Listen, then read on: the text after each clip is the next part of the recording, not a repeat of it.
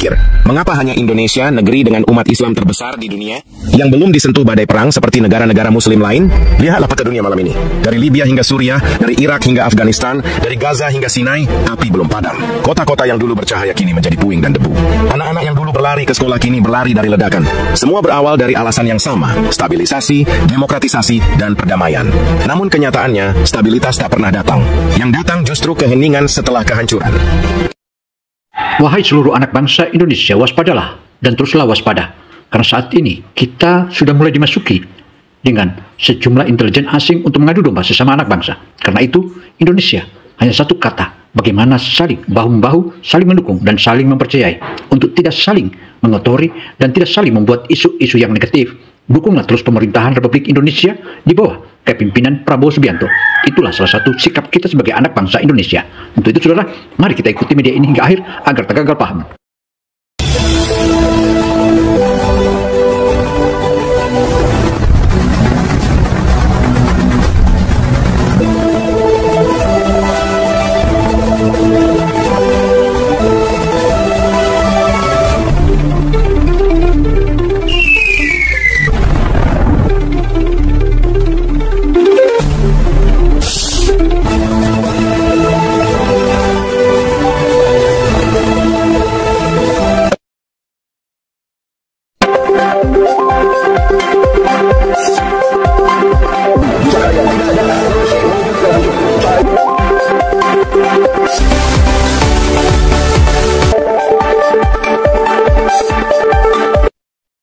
Jumpa lagi dengan Opini Gino Television Indonesia. Kali ini Opini Gino Television Indonesia akan menyajikan tentang waspadalah dan pemberian informasi serta pengumuman agar Indonesia dan seluruh anak bangsa waspada.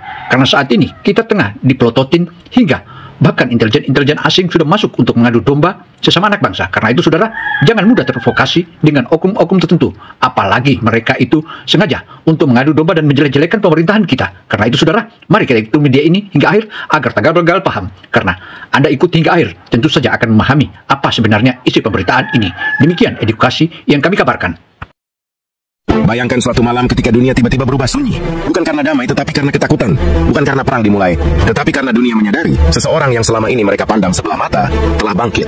Nama itu Indonesia.negeri dengan ratusan ribu pulau, jutaan doa dari masjid ke masjid, dan satu keyakinan yang tak pernah mati, bahwa mereka tidak akan membiarkan sejarah umat Islam kembali tertulis dengan darah air mata. Namun, di balik semua keberanian itu, ada satu pertanyaan besar yang mengguncang pikiran dunia barat. Apa yang sedang dipersiapkan Indonesia? Mengapa belanja militernya kini terbesar di Asia Tenggara? Mengapa Prabowo dengan tenang mendekat ke Rusia dan Cina? Mengapa Indonesia tidak gentar saat Barat mengancam? Apakah negeri ini sedang membangun tameng pertahanan? Atau sedang menuju sesuatu yang lebih besar? Dan saat dunia bertanya, Indonesia tidak memberikan jawaban. Ia hanya bersiap, diam, tapi tegas. Karena kadang, diam bukan tanda takut. Diam adalah tanda bahwa sesuatu yang besar sedang dibangunkan dari dalam. Sebelum dimulai, saya berharap untuk like dan subscribe channel ini, serta tulis sholawat di kolom komentar. Saya doakan semoga selalu diberikan kesehatan dan kesuksesan dalam setiap langkah. Negara muslim lain, lihatlah peta dunia malam ini. Dari Libya hingga Suriah, dari Irak hingga Afghanistan, dari Gaza hingga Sinai, api belum padam. Kota-kota yang dulu bercahaya kini menjadi puing dan debu. Anak-anak yang dulu berlari ke sekolah kini berlari dari ledakan. Semua berawal dari alasan yang sama, stabilisasi, demokratisasi, dan perdamaian. Namun kenyataannya, stabilitas tak pernah datang. Yang datang justru keheningan setelah kehancuran. Di ruang-ruang gelap para perencana global, ada diskusi panjang tentang satu wilayah yang belum mereka sentuh, Asia Tenggara, dan di jantungnya Indonesia. Negeri ini tak hanya kaya minyak dan nikel, tapi juga berpengaruh secara spiritual. Jika Indonesia jatuh, maka jatuhlah harapan terakhir dunia Islam yang damai. Karena itu, sahabat, Indonesia harus memperkuat diri sebelum badai berikutnya tiba. Disinilah muncul sosok yang mengerti bahasa ancaman itu lebih baik dari siapapun, Presiden Prabowo Subianto. Ia pernah hidup di dunia senjata, melihat betapa mudah sebuah bangsa dihancurkan bukan karena lemah, tapi karena lengah. Maka sejak hari pertama duduk di kursi tertinggi negeri ini, ia tidak menunda membangun kekuatan pertahanan terbesar di Asia Tenggara. Rafale, F-15EX, frigat Eropa, kapal selam Korea, bukan simbol kesombongan, melainkan perisai agar bangsa ini tak bernasib seperti Libya ketika Muammar Gaddafi memutuskan berhenti tunduk pada dolar. Di hadapan dunia, Prabowo seolah mengirim pesan sunyi. Kami mencintai damai, tapi kami belajar dari sejarah. Sahabat, banyak yang bertanya, mengapa Indonesia menghabiskan triliunan rupiah untuk alutsista saat rakyat masih berjuang dengan ekonomi? Jawabannya sederhana, karena kemiskinan tak akan bisa diatasi jika negara tak punya kedaulatan. Libya dulunya makmur, Irak punya minyak, Suriah punya budaya tinggi, semuanya lenyap ketika pertahanannya dilemahkan. Di bawah strategi pertahanan total rakyat semesta, setiap aspek dari laut, udara hingga siber disiapkan. Sementara itu dunia barat mulai gelisah. Mereka membaca laporan dari badan intelijen mereka sendiri. Indonesia sedang bertransformasi dari kekuatan regional menjadi kekuatan strategis dunia. Dan di sanalah babak baru dimulai. Ketakutan barat terhadap kebangkitan Nusantara. Sahabat, di balik gedung putih Washington dan bunker baja Tel Aviv, ada satu nama yang kini sering disebut dalam laporan intelijen, Prabowo Subianto. Bukan sebagai ancaman militer langsung, tapi sebagai variabel tak terkontrol. Amerika, Israel, dan NATO tahu mereka telah mengelola konflik di banyak negara muslim. Namun Indonesia berbeda. Ia besar, kaya, demokratis, dan memiliki umat Islam terbanyak di dunia. Jika negeri ini bersatu dan mandiri secara militer, maka seluruh desain kekuatan barat di Asia bisa runtuh. Maka dimulailah babak diplomasi halus, penuh senyum di depan kamera, tapi tekanan di balik meja. Beberapa negara sekutu menyarankan Indonesia agar berhati-hati bekerja sama dengan Rusia dan Cina. Namun Prabowo memilih jalan berbeda, jalan bebas aktif yang sejati, bukan tunduk aktif. Ketika ia menandatangani nota kesepahaman pertahanan dengan Moskow dan Beijing, Washington terdiam lama. Kedekatan ini bukan semata ekonomi, tapi strategi survival global. Rusia memberi teknologi militer dan jaminan pertahanan. China membuka jalur dagang dan investasi tanpa syarat politik. Dua hal yang selalu ditakuti Barat, karena artinya Indonesia tak lagi bisa ditekan dengan embargo atau utang. Saudara, eksistensi pemerintahan Indonesia di zaman pemerintahan Prabowo ini tentu saja makin diperhitungkan oleh berbagai bangsa-bangsa di dunia. Selain itu, Presiden Prabowo bukanlah seorang presiden biasa, tetapi dia adalah presiden jenius di mana dia memahami tentang kehidupan orang-orang di wilayah Eropa dan Amerika. Artinya, kehidupan itu tentu saja ia sangat pahami, dan ia paham dengan Indonesia di saat pemerintahannya ini akan bersahabat dengan siapa dan siapa yang bisa menjadi kendali dan menjadi sahabatnya. Itulah yang saat ini ditakuti oleh pihak Barat. Dan saat ini pula Prabowo sudah menentukan pilihan. Entah pilihannya yang mana, nanti kita akan buka selanjutnya. Laporan lembaga think tank internasional bahkan menulis, jika Indonesia membentuk poros pertahanan mandiri bersama Rusia dan Cina, maka Asia Tenggara akan keluar dari orbit Amerika. Dan itu, sahabat, adalah mimpi buruk mereka. Tapi Barat tidak akan menyerang langsung, tidak seperti di Timur Tengah. Di sini strategi mereka lebih halus, menghancurkan dari dalam. Mereka mulai menggerakkan pion-pion sosial, influencer, media, dan aktivis yang tanpa sadar menjadi alat. Narasi dibangun, belanja alutsista memboroskan uang rakyat. Padahal di sisi lain mereka sendiri menambah kapal induk di Laut Cina Selatan. Ironi yang menyesakan. Pada bulan Agustus, ketika gelombang demonstrasi pecah di Jakarta, isunya soal DPR dan aparat, ada sesuatu yang tak terlihat. Ribuan akun anonim menebar provokasi serupa dari luar negeri, menyalakan bara kebencian. Mereka ingin mengulang skenario Suriah, buat rakyat marah, pecah belah tentara dan sipil, lalu dunia masuk atas nama perdamaian, namun mereka salah menilai. Indonesia bukan Suriah dan rakyatnya sudah jauh lebih sadar. Intelijen BIN, yang dipimpin oleh para profesional muda, mendeteksi pola komunikasi digital yang identik dengan operasi siber luar negeri. Server-servernya ditelusuri, jejaknya mengarah ke Eropa Timur dan Timur Tengah, tempat di mana beberapa jaringan intelijen Barat beroperasi. Dalam senyap, mereka diamankan. Tak ada publikasi, tak ada klaim kemenangan, karena dalam dunia intelijen, dia berarti menang. Ketika situasi kembali tenang, dunia baru menyadari operasi pengguncangan terbesar terhadap Indonesia gagal total. Saudara, dunia intelijen atau dunia mata-mata Prabowo bukanlah orang baru di situ. Bahkan dia hingga jenderal. Kita teringat dengan kejadian ataupun kasus penyanderaan Mapenduma di Papua, dulu namanya Irian Jaya. Salah seorang jenderal Amerika menyebutkan bahwa ini kecuali Nick Carter atau 007 yang bisa menyelesaikan kasus ini. Mendengar hal itu, Prabowo malah menampar jenderal dari Amerika itu dan mengatakan bahwa ini negeriku, jangan campur tangan. Saya lebih paham dengan kondisi alam karena saya militer, saya besar dengan dunia militer. Itulah yang ditegaskan oleh Prabowo sembari menggamprak tentara asing itu yang coba-coba mengganggu cara kerja Kopassus.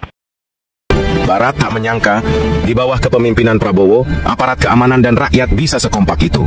Dari ulama sampai mahasiswa, dari petani sampai jenderal, semua merasa satu hal yang sama. Kita tidak boleh diadu domba, sahabat. Inilah alasan mengapa belanja militer Indonesia bukan ancaman bagi dunia, melainkan peringatan bahwa bangsa ini telah belajar dari sejarah panjang umat Islam, bahwa selama negeri ini masih berdiri, tidak akan ada lagi Libya kedua, Suriah kedua, atau Irak kedua di Asia Tenggara.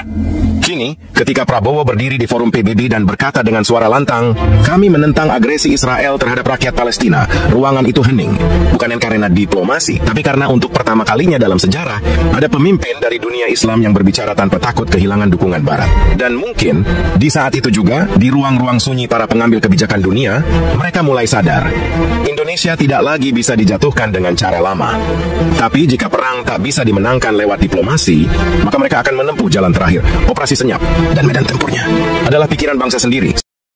Saudara Presiden Prabowo jangan coba-coba mau adu strategi ataupun bermain di dunia spionase atau intelijen. Dan dia sangat paham karena dibukanya Sandi Yuda di Kopassus itu adalah strategi dan merupakan salah satu pelajaran utama yang ditemukan dan dipraktekkan oleh Prabowo sendiri. Sebagai Jenderal Kopassus, tentu saja ia memahami bagaimana operasi-operasi intelijen dan bagaimana menghancurkan semua musuh-musuh yang mengganggu kedaulatan negara kesatuan Republik Indonesia. Itulah Prabowo. Karena itu, saudara, mari kita percayakan sepenuhnya pemerintahan ini kepada strategi dan metode cara penanganannya melalui Presiden Prabowo. Sahabat, di dunia modern perang tidak selalu terdengar dari dentuman meriam, tidak selalu terlihat dari darah di tanah. Kadang perang hadir dalam bentuk yang tak berbentuk, sunyi, licin, dan tak terlihat. Itulah perang yang kini dihadapi Indonesia. Setelah semua upaya diplomasi gagal menekan Presiden Prabowo, kekuatan besar di Barat mengubah taktik. Mereka tahu menyerang Indonesia secara militer akan memicu gelombang perlawanan global. Jadi mereka memilih jalan yang lebih halus, menghancurkan kepercayaan dari dalam. Perang itu dimulai bukan dengan rudal, melainkan dengan narasi. Ratusan ribu akun media sosial anonim bermunculan, menebar racun yang pelan-pelan membusuk di pikiran rakyat. Isinya sama, belanja militer buang uang, pemerintah diktator. Hubungan dengan Rusia dan Cina hanya akan membawa bencana. Dan yang lebih menakutkan, sebagian besar masyarakat tidak sadar bahwa sumber pesan-pesan itu berasal dari pusat operasi siber luar negeri di Eropa Timur, Tel Aviv, dan Silicon Valley. Namun serangan digital hanyalah satu sisi. Dari balik pasar modal, instrumen ekonomi dimainkan. Nilai tukar dibuat berfluktuasi lewat pergerakan dana besar yang keluar masuk secara misterius. Narasi media internasional dikendalikan. Indonesia diambang krisis politik, tulis salah satu jaringan berita global yang selama ini dikenal dekat dengan Washington. Saudara, propaganda asing melalui media massa itu di zaman Prabowo menjadi Menteri Pertahanan Indonesia sudah membentuk batalion TV. Batalion TV itulah yang akan menghadapi semua isu-isu sentral yang merusak tatanan kebudayaan serta strategi Indonesia. Dan itu sangat-sangatlah jitu. Dan adanya batalion TV itu merupakan salah satu kekuatan yang bisa melawan semua isu-isu dari berbagai media, termasuk dari cyber. Dan inilah hebatnya Prabowo. Begitu Prabowo menjadi presiden, maka saatnya untuk memilih siapa yang akan menjadi rekan kerjanya, siapa pula yang menjadi sahabat, siapa pula yang harus ditinggal. Tentu tega atau tidak tega, disinilah Prabowo membuat sikap. Mereka mencoba mengulang skenario yang menumbangkan banyak pemimpin dunia Islam. Hancurkan kepercayaan publik, guncang ekonomi, ciptakan demonstrasi besar, dorong intervensi asing atas nama demokrasi dan hak asasi manusia. Dan tepat seperti skrip yang diulang di Timur Tengah, Indonesia menjadi target utama berikutnya. Sahabat, di bulan Agustus yang panas itu, ribuan orang turun ke jalan membawa spanduk kemarahan terhadap parlemen dan aparat. Namun di antara suara rakyat yang tulus, ada suara lain yang direkayasa. Poster yang sama muncul serentak di 5 kota berbeda, dicetak di tempat yang sama. Tagar yang identik muncul dari ribuan akun palsu dengan bahasa Inggris campur Indonesia. Semuanya mengarah pada satu tujuan, mengadu rakyat dengan negaranya sendiri. Media sosial menjadi medan perang baru dan bangsa ini nyaris terjebak. Tetapi mereka lupa satu hal, Indonesia bukan bangsa yang mudah dipecah. Ketika kebencian hampir membakar kota, dari balik layar ada pasukan siber dalam negeri yang bekerja tanpa tepuk tangan. Mereka melacak, memetakan, dan memutus jaringan-jaringan propaganda yang menetes dari luar negeri. Dalam waktu 72 jam, sebagian besar operasi disinformasi berhasil dinetralkan. Namun efeknya meninggalkan luka. Kepercayaan publik terguncang. Dan itulah yang diinginkan lawan. Bukan menghancurkan Indonesia, tetapi membuat rakyatnya saling curiga. Sahabat, bagi bangsa yang ingin bertahan di tengah badai dunia, kekuatan militer saja tidak cukup. Yang lebih penting adalah kecerdasan, kesabaran, dan kerahasiaan. Ketika dunia luar berpikir Indonesia hanya sibuk membeli jet tempur dan kapal selam, sesungguhnya ada perang lain yang lebih besar di balik layar. Perang melindungi pikiran rakyatnya sendiri. Di bawah koordinasi yang ketat, Badan-Badan Keamanan Nasional bergerak tanpa sorotan kamera. Server gelap dilacak, komunikasi terenkripsi dipecahkan, dan dana asing yang mengalir ke organisasi-organisasi lokal dipetakan. Hasilnya mencengangkan, ada pola yang sama seperti di Libya sebelum 2011 dan Suriah sebelum 2013. aliran dana, narasi politik, bahkan distribusi logistik demonstrasi, semuanya berakar dari sumber luar. Namun disinilah letak kecerdikan Indonesia. Alih-alih menindas atau membungkam, pemerintah justru mengedepankan strategi pendinginan nasional. Prabowo tahu, api tidak bisa dilawan dengan api. Ia sebilih menenangkan dengan air. Dialog, kunjungan lapangan, dan program ekonomi darurat digulirkan bersamaan. Dalam waktu singkat, suhu politik menurun. Dan sementara dunia mengira Indonesia nyaris pecah, kenyataannya negeri ini malah semakin solid. Saudara, propaganda asing yang begitu kencang bahkan sudah mengira bahwa Indonesia ini sudah diambang bubar, tetapi mereka lupa bahwa presidennya bukan lagi presiden sebelumnya, tetapi ini adalah Prabowo yang sudah kenyang pengalaman dan memiliki experience yang maha dahsyat dalam hal permainan, strategi, serta bagaimana melakukan kontra-kontra intelijen. Demikian pula tim cybernya juga sudah cukup mapan dengan munculnya berbagai macam strategi hingga bagaimana menenangkan masalah dan juga menyirami api dengan air. Itu cara Prabowo melakukannya tanpa butuh tepuk tangan, dan hal itu berhasil, dan akhirnya operasi intelijen pihak asing itu malah kini gigit jari. Di sisi lain, dunia barat justru kehilangan pijakan. Washington mengirim diplomat khusus untuk mengevaluasi situasi, sementara Tel Aviv secara tertutup mengeluhkan peningkatan aktivitas anti-Israel di Asia Tenggara. Namun, apa yang sebenarnya mereka takutkan bukanlah kebencian, melainkan persatuan. Sebab bangsa yang bersatu tidak bisa dikendalikan. Sahabat, kemenangan Indonesia tidak diumumkan di podium. Tidak ada parade, tidak ada tepuk tangan. Tapi di balik layar, dunia intelijen mencatat sesuatu yang luar biasa. Indonesia berhasil memukul mundur operasi pengaruh paling kompleks yang pernah diluncurkan terhadap negara Asia dalam 20 tahun terakhir. Kemenangan itu bukan karena kekerasan, tapi karena ketenangan. Ketika musuh berteriak, Indonesia diam. Ketika mereka menebar api, Indonesia memadamkannya dengan akal dan kesabaran. Itulah kekuatan yang tak dimiliki Barat. Kekuatan spiritual dari bangsa yang beriman dan bersatu. Dan setelah badai mereda, dunia melihat perubahan yang tidak bisa lagi diabaikan. Jakarta mulai menjadi pusat diplomasi Asia. Negara-negara Muslim lain yang dulu ragu, kini menaruh harapan. Indonesia berbicara di forum internasional. Bukan sebagai negara berkembang, tetapi sebagai negara yang bertahan ketika yang lain tumbang. Prabowo memperkuat poros pertahanan dengan China dan Rusia. Saudara, Prabowo begitu melihat kencangnya strategi dan pola penghancuran dari pihak Barat dan Eropa, ia mulai melakukan salah satu ekspansi yang di luar dugaan. Bahkan saat ini, dia sudah mulai nyatakan bahwa Indonesia bekerja sama dengan Rusia dan China. Akhirnya, tentu saja pihak Eropa dan Amerika akan gigit jari.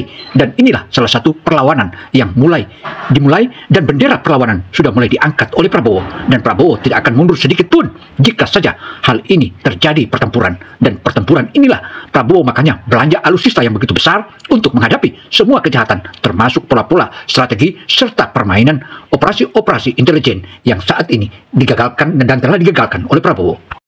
Kerjasama teknologi, energi, dan perdagangan membentuk dinding ekonomi baru di Asia. Sementara itu, pengaruh Amerika dan Israel di kawasan mulai meredup. Namun diam-diam, di balik gedung-gedung tinggi Washington, strategi baru sedang dirancang. Mereka belum menyerah. Langit malam di atas Jakarta tampak tenang. Tapi di balik antena satelit dan layar monitor, perang belum usai. Data terus mengalir, propaganda masih berputar, dan agenda-agenda rahasia masih menunggu celah. Namun satu hal sudah pasti, Indonesia tidak lagi tidur. Sahabat, ketika bangsa-bangsa lain dirobohkan oleh bom, Indonesia justru diserang oleh kebohongan. Tapi sejarah membuktikan kebenaran selalu punya cara untuk bertahan. Dan kini dunia mulai memahami bahwa kekuatan sejati Indonesia bukan pada senjatanya, melainkan pada keyakinan rakyatnya untuk tidak pernah tunduk. Namun ketika Barat kehilangan kendali, mereka menyiapkan senjata terakhir, serangan ekonomi global. Dan untuk pertama kalinya dalam sejarah modern, Indonesia menjadi target ekonomi nomor 1 di Asia Tenggara. Sahabat, setelah operasi propaganda dan destabilisasi sosial gagal, kekuatan asing menyadari bahwa menjatuhkan Indonesia lewat konflik internal bukan perkara mudah. Karena ketika negeri ini berguncang, ia justru bersatu.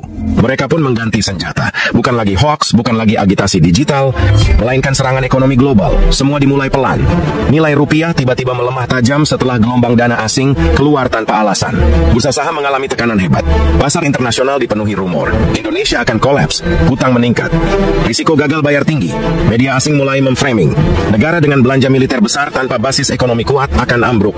Lembaga pemeringkat global yang sering dikendalikan kepentingan blok Barat mulai memberi sinyal negatif terhadap ekonomi Indonesia. Investor mulai menahan dana. Harga minyak dunia tiba-tiba melonjak, memukul neraca energi Indonesia. Banyak rakyat mulai gelisah. Sebagian mulai kembali bertanya bertanya, apakah keputusan menambah alutsista terlalu berlebihan? Inikah harga dari melawan negara-negara besar? Apakah kita siap jika ekonomi runtuh? Namun langkah Prabowo tak berbelok. Ia tidak gentar. Sebaliknya, ia mengeluarkan strategi besar. Kemandirian poros ekonomi baru. Ia memperkuat kerjasama energi dan pangan dengan Rusia, mempercepat perjanjian perdagangan emas digital dengan China, dan membuka jalur minyak langsung dari Qatar serta Iran tanpa melalui sistem payment ASN. Transaksi dilakukan dalam mata uang lokal dan digital emas global, memotong dominasi dolar. Barat panik, karena mereka tahu, jika Indonesia berhasil keluar dari dominasi dolar, maka dominasi ekonomi global pun mulai runtuh dari Asia Tenggara.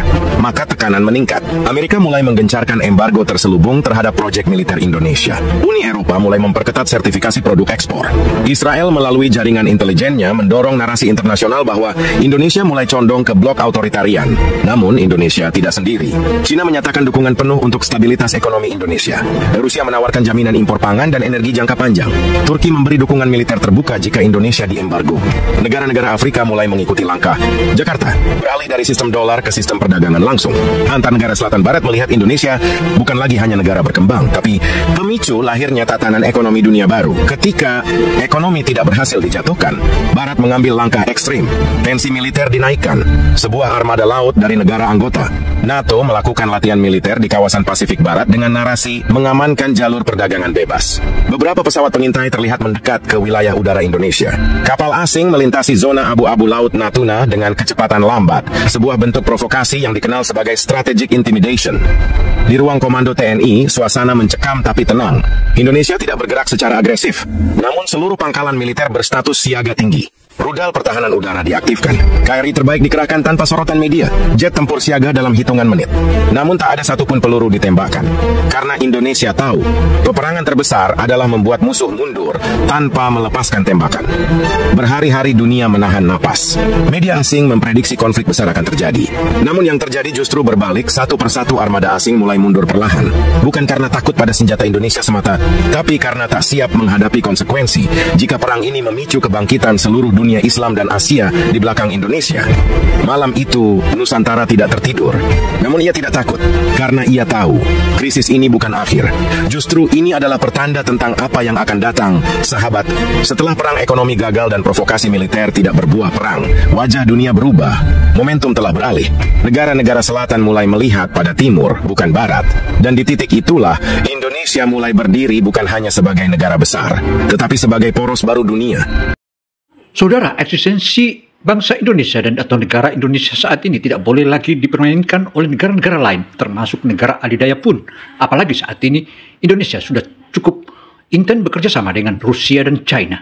Otomatis semua alutsista, bahkan penjaga langit dan penjaga laut dan darat juga sudah siap. Karena itu saudara, sejak lama Indonesia mengimpikan hal ini untuk kemandirian berbagai macam hal. Dan Rusia dan China lah bisa memberikannya kelegahan itu. Karena itu saudara, untuk itu saatnya Indonesia bangkit dan bangkit. Majulah bangsaku, maju terus Indonesiaku. Dubai menyelenggarakan konferensi dunia selatan. Namun alih-alih Afrika, Arab, atau Amerika Latin yang memimpin diskusi, dunia justru memperhatikan satu suara, Indonesia. Delegasi dari 80 negara berkembang meminta pandangan Jakarta tentang arah tatanan ekonomi baru yang lebih adil. Beberapa negara Afrika bahkan secara eksplisit berkata, kami ingin belajar dari cara Indonesia bertahan dari tekanan global. China mengusulkan blok pertahanan poros, Samudra Hindia Pasifik berbasis kemanusiaan dengan Indonesia sebagai pusat diplomasi. Rusia mengusulkan kerja sama industri pertahanan bersama Nusantara.